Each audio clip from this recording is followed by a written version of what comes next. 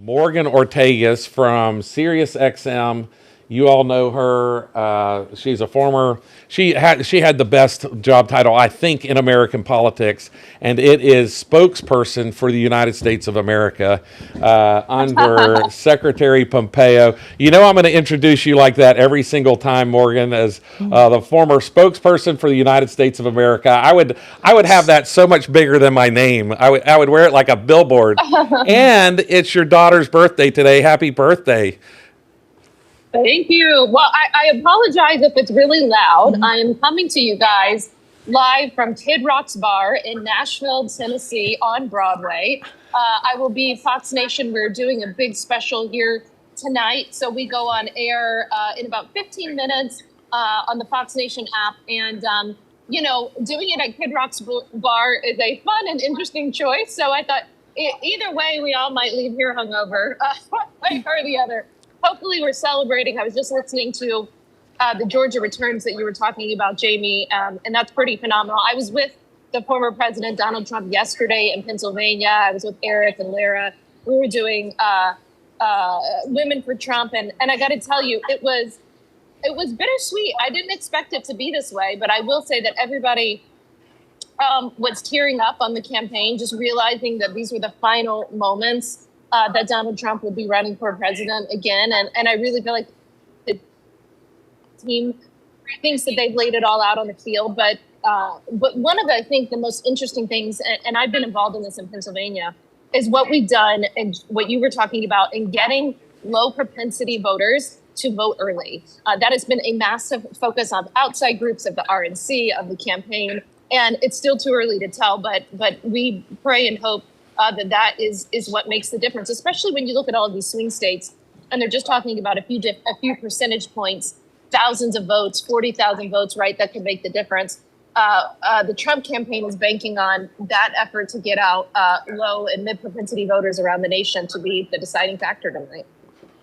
Well, and that's what we're looking at as well. I mean, I know that, and you and the campaign and everybody knows that Florida's been off the table for some time, but we're starting to see some results. We report really quickly in Florida because our early and mail-in ballots are counted prior to the polls closing, and so those are released immediately. So we have about 60% of our votes already counted and tabulated in some Florida counties, and I'll tell you the results are looking better, especially if tradition holds true. And what we saw today is more Republicans voted on Election Day in Florida than Democrats. So I only think the numbers we see here in Florida are going to grow. He's at about, I want to say, an 8-point lead. I haven't seen the exact results lately as they update, but I know here in Sarasota County he is trending towards a huge lead. And there's some places we want to like to look at, like Duval, that hasn't reported yet up in Jacksonville, but. I know that you're saying the Kid Rock Bar, but you had a pretty good event at the national convention that was held in a pretty cool bar as well there in Milwaukee. How did that event go? That was great. I mean, I feel like, there's been so many ups and downs on this campaign. It was just a week before our event at the convention, whenever Donald Trump was literally shot in the face. Thankfully, thank God, the angels were around him and protected him. I would say the mood was very celebratory at the RNC. And then, you went into Biden quitting, Harris coming in. They were feeling the vibes. Everybody, we felt a lot of momentum swing her way. I've definitely felt in the past 2 to 3 weeks that the momentum go back to where we were during the RNC. And I've been, just like you, Jamie, I worked my very first election cycle, 2004 and then 2006 with you in Florida. So we've known each other for a long time. And you have a pretty good sense of where you are going into these things on election night. Anything crazy can happen. Hillary Clinton was not expecting to lose in 2016. However, I would say that when you start to just take the mood of the campaigns, it definitely, this past 3 weeks, felt like where we were in the convention, which was very celebratory. And by the way, here's just a microcosm example. I was going by to get my hair done today, of course, as ladies do, getting my highlights touched up. Well, my friend owns her hair salon here in Nashville. She is a small business owner. And she's not overly political, but she said to me, Morgan, it's just really hard to run a business in this economy. I feel like my clients don't have the money that they once had to get some of, the more expensive things done to their hair. So her business is struggling. It's hard. And she said, I'm voting for Trump because as a small business owner, I just need a better economy. She just wants her salon to make it, right? She's not asking for a lot. She wants to be able to afford her groceries and to be able to have a successful and thriving small business. And to me, that is a microcosm, a small example of what women around this country are actually voting for. No, absolutely. And you remember Jennifer Bash, my wife, and she came to Of Milwaukee. Course. Yeah. So Jennifer, you have a question. I do. And Morgan, I think that this is something that kind of people have lost during this whole election is, the sensitive side of Trump that nobody ever sees. And, one of the stories that I tell, and I hope you don't mind me telling this, is when you came to speak at Jamie's Sure. Republican Club, you talked about how he called you when your dog passed away. Yeah. If you I don't mind you telling that story. Sorry, can you guys still hear me? Yes. Okay, great. No, I don't mind you tell that story at all. I mean, that's just an example of who he is. He cares about people. He didn't ask me anything else about my, about my job that I was doing for him at the time, what was going on around the world, none of that. It was 5 minutes just talking about my dog. He knew I was really sad and upset, and he wanted to show that he cared about who worked for him. And that's just an example of anybody who works for him knows this side of him.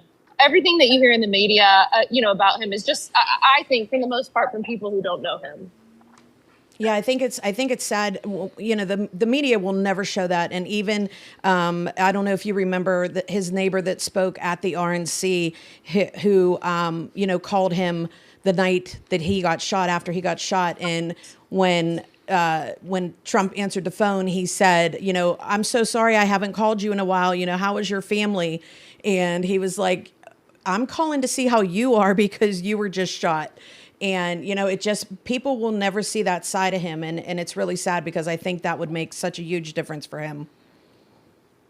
Yeah, I agree. I think, like I said, the more, Melania Trump had it right after Trump had the first assassination attempt. If you remember in that statement that she wrote, she talked about how people had dehumanized her husband, in their politics. And that was, I think, so incredibly powerful. If we go back and look at her statement, she's saying, wait a minute, guys, this is not just somebody who's a politician who's running for the presidency. This is my husband. This is the father of my son. And you dehumanized him to the point where these leftists were so radicalized that they were trying to take him out. And I think that the rhetoric coming out of the Democratic Party has been incredibly dangerous. And I have full confidence that the American people are going to push back on that tonight. Well, and I think you're exactly right. And I think, there's a couple of things that I've noticed here in Florida when I'm looking at these counties, rural voters that kind of maybe in 2020 decided to go towards Biden a little bit. And, of course, Donald Trump won those counties, but he won them by a smaller margin. He is winning them by a much larger, he won them by a larger margin in 2016. And we're seeing that larger margin return in rural voters. We're also seeing... Seeing that, Jamie, you're seeing that in Florida? Yes, we sure are. You look at sort of like Clay County outside of Jacksonville, which isn't necessarily a rural county, but it's we're seeing those kind of results. Here in Sarasota, we're seeing them. Little county like Hardy, we're seeing those rural votes kind of come back home. And so, I had predicted, I wrote a blog that Trump would win. I tried every single way I could to try to, make it as fair as possible for Harris. And the best I could come up for her was about a 6.5 point win in Florida.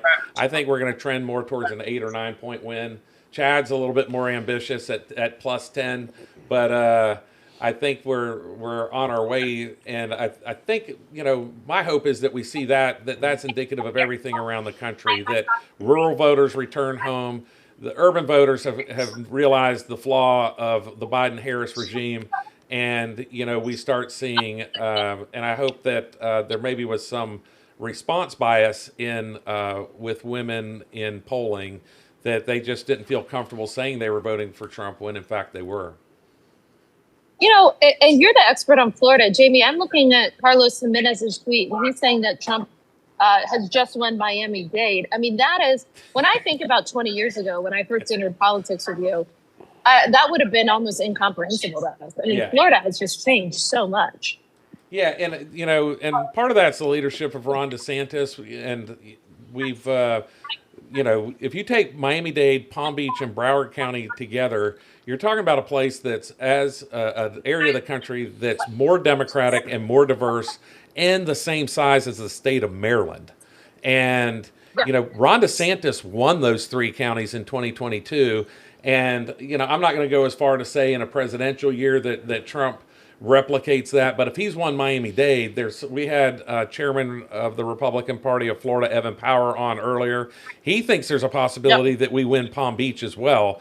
We're certainly not going to win Broward, but you start to see a scenario where if and I'm not looking at the results right now, and when I looked at Broward, they were too early for me to speculate, but if we start seeing a Broward at, a loss of 150,000 or less, I think that's really indicative of what we will see throughout the country in our urban areas. I'm sorry to run, but I'm getting called on air, so I got to go get mic'd up. But so great to be with you, my friend, and you're a dear friend, and thank you so much, Morgan. Thank you. All right, have a great night. Thank you, Morgan. Wow, what a powerhouse. Absolutely. That's some real insights. Well, I was wrong. She's on stage at Kid Rock's bar in Nashville, Tennessee. So, we kind of let the cat out of the bag. We're not just coming up with these numbers magically in our head, Chad. We're actually looking at screens. And we have about 16 states closing at the top of the hour.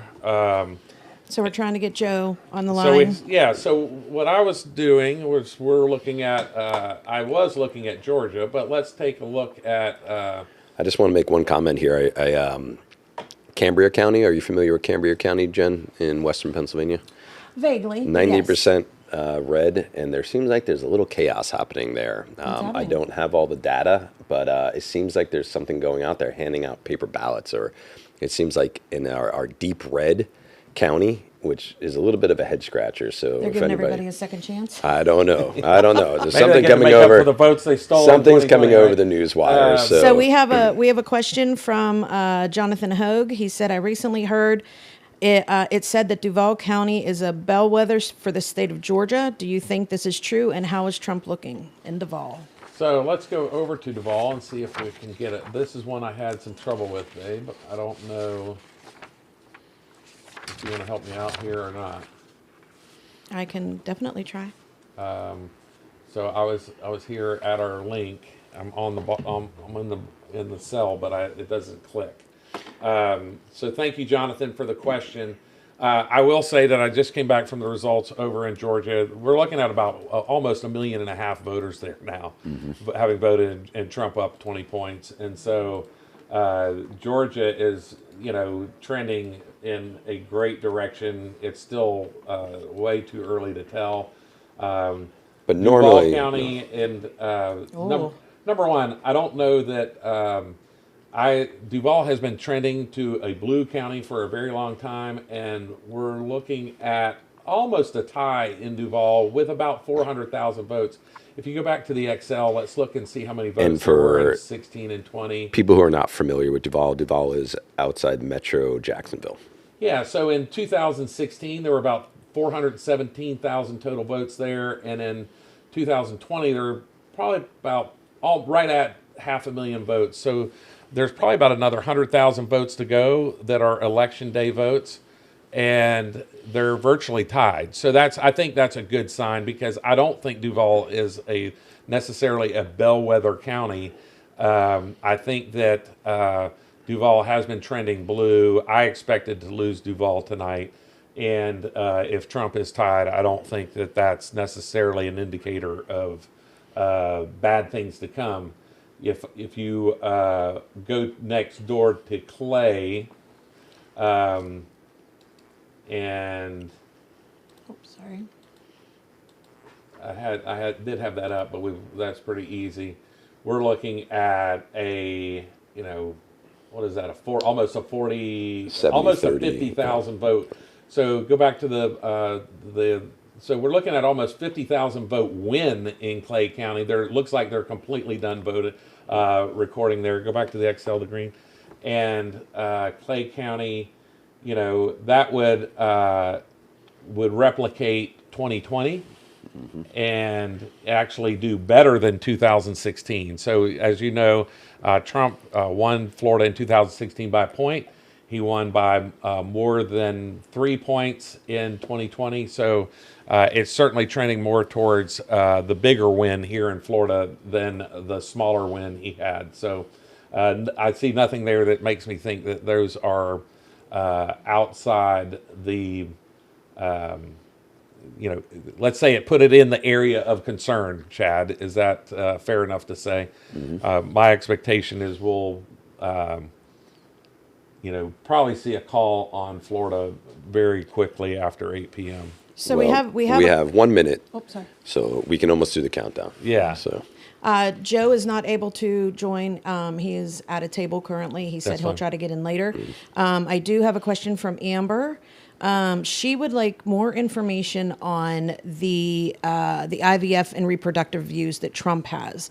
Because all the women and everybody is voting for Kamala based on that because of, they're saying that he's going to take IVF treatment away and everything like Right. that. So what kind of information do you have that people aren't actually hearing about? So, Trump has said that he's not going to pass any type of national abortion ban and that he supports IVF treatments. Certainly, our U.S. Senator Rick Scott has said, in commercial after commercial, that he supports IVF treatments. And, Trump's position on abortion has been to return it to the states, not to the. So I think Chad has something he wants to say. So it's 8:00. We've closed the polls here in Florida today, and I think we've seen enough data to know that we're going to win Florida, and we beat CNN by 30 seconds there, and I'm going to say we called it even earlier. But let's put that in perspective here. Here it is, 8:01. And there's enough data in that Florida's off the table, which has never happened. That's just absurd. Unheard of. But what has happened is we know that because early and mail-in votes are about 60 to 70%, that those votes were counted prior to the polls closing, and they were released upon the polls closing, and so there's enough data to call Florida at this point. So Florida's. Who just called it? Yeah, they just called it. Yeah, so Florida is So strong. we were before everybody. Yes. There we go. Woo! Well, they were calling it. I have 8:01. We called it 8, so we beat the There we national go. folks by 1 minute. We'll see if we can go on the next one. It is nice having the chairman giving us inside information a little bit, knowing A that little bit of- I think we're going to be up by 10%. So, I mean, All right, not to Yeah. take away from that, but I want to make sure that Amber's question was answered. So I thought I answered it. Okay, I'm just making sure. So our we don't have another guest until 8:25, and so what we thought we would do is kind of look at these. Chad, I think you had some congressional seats that you wanted to have people. well, I think if we have time, I mean, Georgia's going to come in with some data. So there's a couple of counties that we really want to focus on, at least in Georgia. I think one interesting one is Columbia County, which is just outside of Augusta, if we can get the map over there. But if you look at Columbia, I mean, Trump won. If Biden shrunk, so in 2016, Columbia was all for Trump. Then Biden ate into the margin. So I'm very interested to see how Columbia County outside of Augusta does. You have Evans, you have Augusta. So that would be an interesting, if anybody's out home and wants to look at that. That is one county that is on the radar And you said Georgia. in Georgia. Just north in Augusta. See But if we can get it up yeah, on here. let's see if there's I any. do have it up too. Oh, you do? Oh, there you go. Okay. There's not anything. Not anything? Okay, that's just something to keep out there. The county to the left of it, if you go there,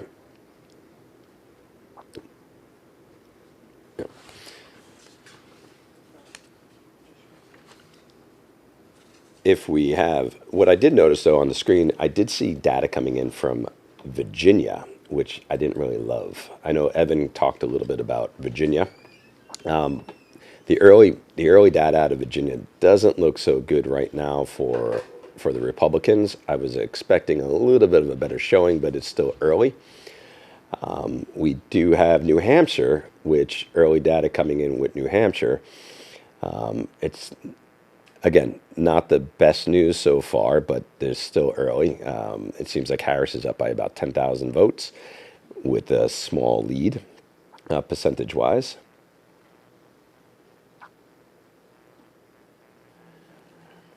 And then the other counties that we want to look at in Georgia is that we have Gwinnett, Georgia on my mind.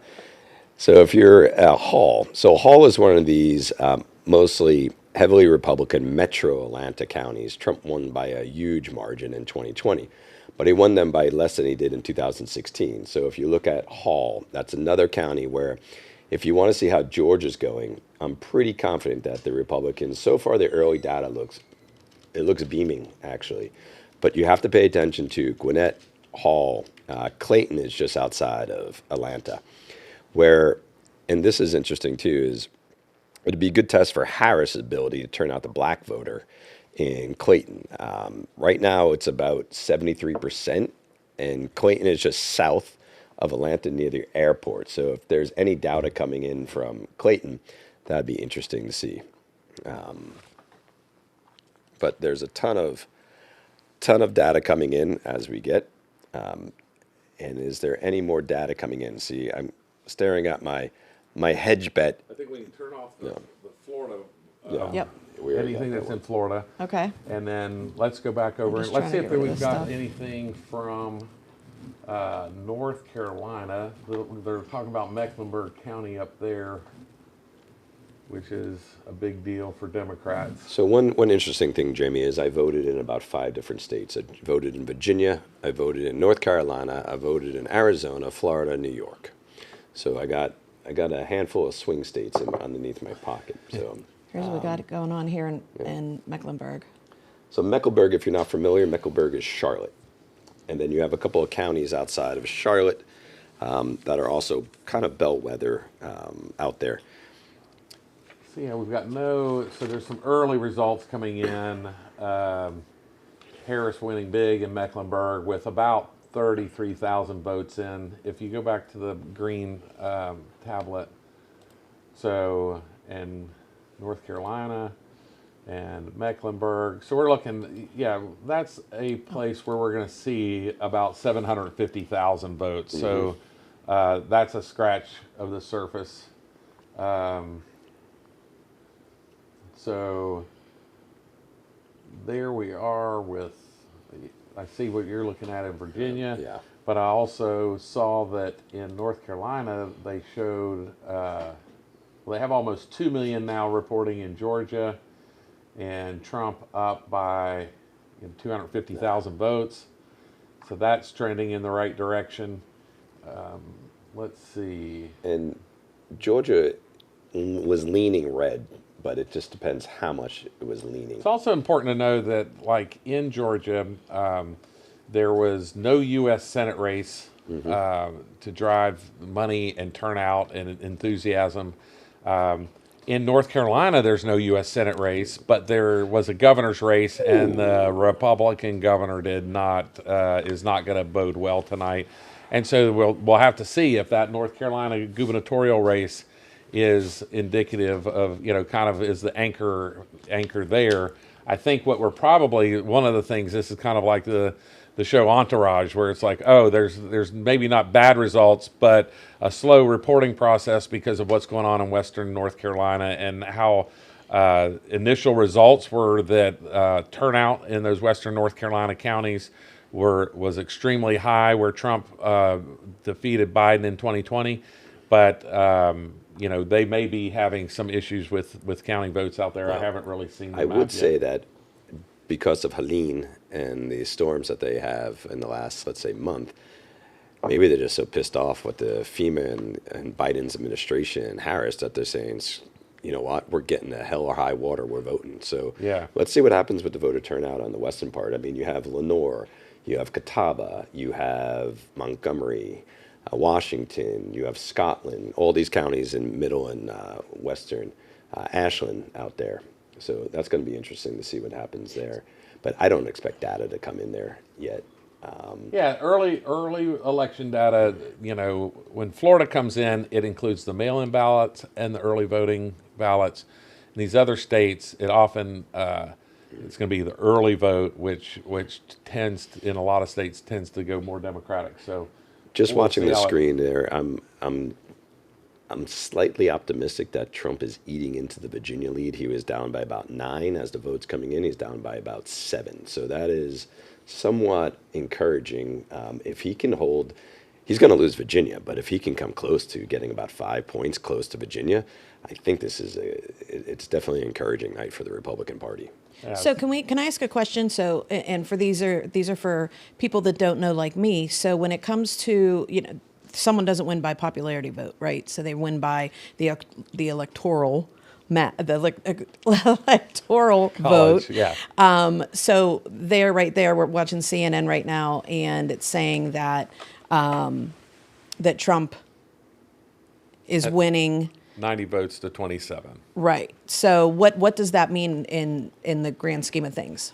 So Is the there elec- per state? Is that per state? Yeah, so those are the states that they've already called one way or the other, that there's, irrefutable data that that's where they're headed, right? And so, it becomes a high mathematical improbability that somebody would flip, if they were to flip Florida, for instance, right?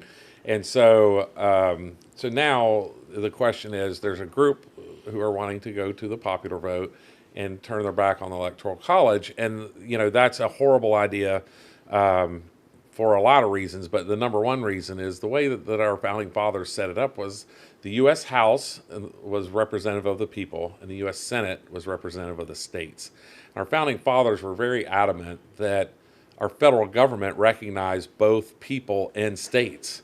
And about 100 years ago, we passed 17th Amendment, whatever, like if I've not really studied, but we went to direct election of U.S. senators. There was a slew of amendments, 4 or 5 constitutional amendments that happened in the early 20th century. And they were, one was we went to direct citizen election of U.S. senators. Prior to that, senators were elected in from their legislature. So you always elected a legislator to the U.S. Senate. It was, if you made it to the legislature, then if you wanted to be in the U.S. Senate, you were elected from another legislative body.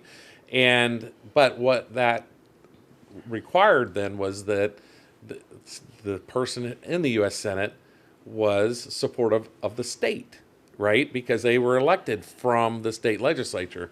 And now we have citizen elections of U.S. senators. I'm not sure it's a positive thing, but it's certainly not what the founding fathers intended. I don't know that it's positive or negative. I think we end up with, the split government. But what has happened because of this last 100 years is that the body politic or American psyche no longer really realizes the importance of states' rights. And so, and that's part of what we're seeing in the abortion, discussion. There's never been a federal right to abortion. There was a U.S. Supreme Court that overturned a law in Dallas, Texas, that restricted abortion, right? And so then it became like, okay, so Democrats or pro-choice folks had 50 years to pass a federal law and making abortion federal law, but they never had the political will or votes to do it. So they always relied on the U.S. Supreme Court, and a lot of people view that Roe decision as a decision of women's rights, but it was truly a decision of states' rights. And The Dodd decision that overturned Roe was the U.S. Supreme Court reversing that wrong, that lack of recognition of states' rights. And so they decided that when it comes to abortion, that is a right that's specific to states, not to the federal government, until the federal government passes a law. And so it cannot be done, as Kamala Harris says, with an executive order. It would need to be done legislatively through the U.S. House and U.S. Senate. Yeah. And I would go even a step further. I mean, you look at the Bill of Rights and you look at what our rights are as Americans, right to free speech, right to bear arms. When you look at human rights, and this is where I think it doesn't quite, when a man wanted to marry a man and a woman wanted to marry a woman, the word marriage was brought up. And when I look at my, upbringing as a Catholic, not as, but also as an American, I said, you know what, that's a human right. That is a human right. And for a political reason, that needs to be a federal law. The states cannot sit there. That has to be a federal law. If you want to be married, then you're going to be married. As an American man, woman, you're going to be married. And I look at marriage as a basic human right. What's not a basic human right is abortion. So when it's not a basic human right, it gets thrown back down to the states. And then the communities and the states then get to vote on what they want to do with abortion. But it's not a federal, it's not a human right. And that's what I think a lot of people don't understand about being an American. And then I'll kick it back to Electoral College. We are not one country. And I explain this because I have the liquor business, and I explain this anytime that people want to import or do business. You're not dealing with one country. You're dealing with 50 countries with 50 different laws. And that's why we're the United States of America. And if we didn't have the Electoral College, then we would just have New York and California dominating the entire country. And 90% of all landowners would be out of luck. So if we didn't preserve the Electoral College, then you're going to just fast forward to another civil war, because the entire middle of the country would be disenfranchised by the entire coastal regions and where the whole population centers are. Another interesting thing, too, is we haven't really talked about this, and why we have a minute is you look at illegal immigration.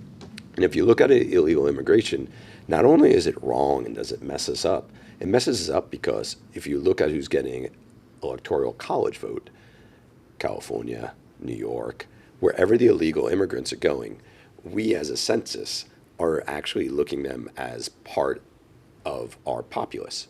Mm-hmm. And because they're part of the populace, that's part of the census, which means the more people you have in your state, according to the census, gets an extra vote.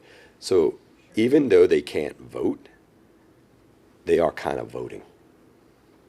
And that's something that, again, needs to be corrected ASAP. Well, aren't they voting anyway, just with state IDs, right? Isn't that what's happening? That they're in these states and voting. Right. They'll get a state ID, a state driver's license. And in Florida, we've kind of stopped some of that. Chad and I are going to argue probably one point from both ends to the middle. I don't see marriage as a human right. What I do see marriage as is government intervention. And government's responsibility when it comes to marriage is basically the intervention comes when people decide to get divorced, and they can't come to an agreement when it comes to divorce, when it comes to either separating assets or raising children.